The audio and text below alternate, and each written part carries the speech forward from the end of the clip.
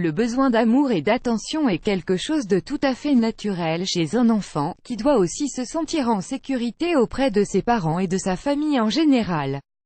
Mais il y a des cas, notamment celui de la guerre, où l'enfant perd tous ces éléments indispensables pour le développement de sa personnalité et se retrouve à devoir faire face à des situations qui ne sont pas de son âge et à voir le spectre d'une disparition prématurée planer constamment sur lui. Les effets de la guerre sur la psychologie infantile. Guerre, refuge ou génocide, des situations qui ont existé et persistent encore dans le monde dans lequel on vit, mais il n'y a pas que les adultes qui les subissent, les enfants n'en font pas exception, ils sont même davantage affectés que tous les autres. L'impact des violences vécues a souvent des conséquences pernicieuses sur l'enfant, d'autant que cela survient à une étape de sa vie où il doit évoluer dans un cadre familial stable et favorable et où sa perception des choses et sa personnalité se bâtissent.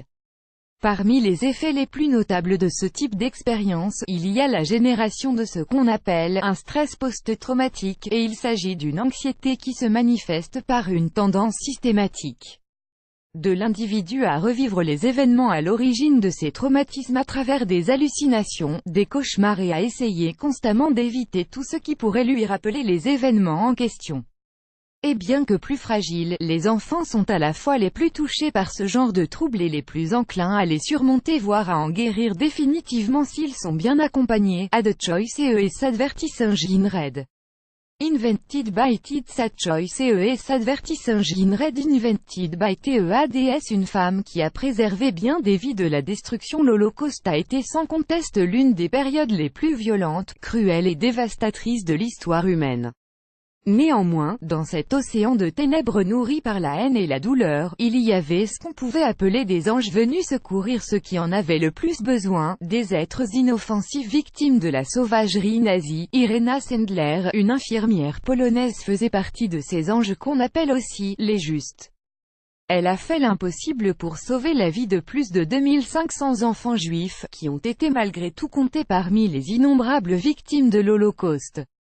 Ad Choice et Advertising in Red. Invented by Sad Choice et Advertising in Red. Invented by TEADS. Mais pour mieux comprendre ses motivations, il serait nécessaire d'en savoir plus à propos de l'histoire grandiose de cette femme.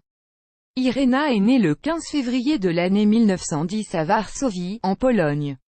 Son père, un médecin bien connu du nom de Stanisław Krzyżanowski, est décédé alors qu'elle n'avait que 7 ans, après avoir contracté le typhus par l'intermédiaire de patients dont il s'est occupé mais qui pourtant avaient été rejetés par ses collègues médecins pour cause de contagion. Tout ceci a laissé un impact non négligeable dans l'esprit de sa fille, qui a appris grâce à cela à faire tout le possible pour aider ceux qui en ont le plus besoin. Une mission de sauvetage hors du commun. Lorsque les Juifs de Varsovie ont été obligés de joindre les ghettos, Irena a rejoint ZGOTA, le Conseil polonais d'aide aux Juifs, et a depuis le début œuvré en compagnie d'autres collaborateurs à extraire les enfants des ghettos et à les confier à des familles d'accueil ou à des orphelinats, loin des nazis et d'une mort certaine.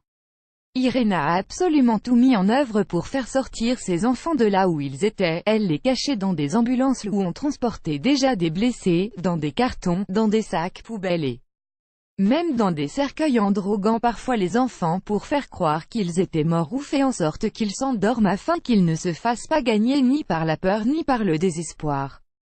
Irena aura sauvé au total plus de 2500 enfants juifs qui lui doivent sans doute leur survie et c'est pour cette raison qu'elle a eu droit, en prime de nombreux prix et récompenses, à une nomination pour l'obtention du prix Nobel en 2007. Ad Choice et Advertising in Red. Invented by Sad Choice et Advertising in Red. Invented by TEADS. Malheureusement, l'ange de Varsovie s'éteindra l'année suivante, à l'âge de 98 ans, laissant au monde un message d'amour et d'espoir, nous disant qu'il est toujours possible d'aider son prochain, quitte à devoir mettre sa propre vie en danger. Plus grand que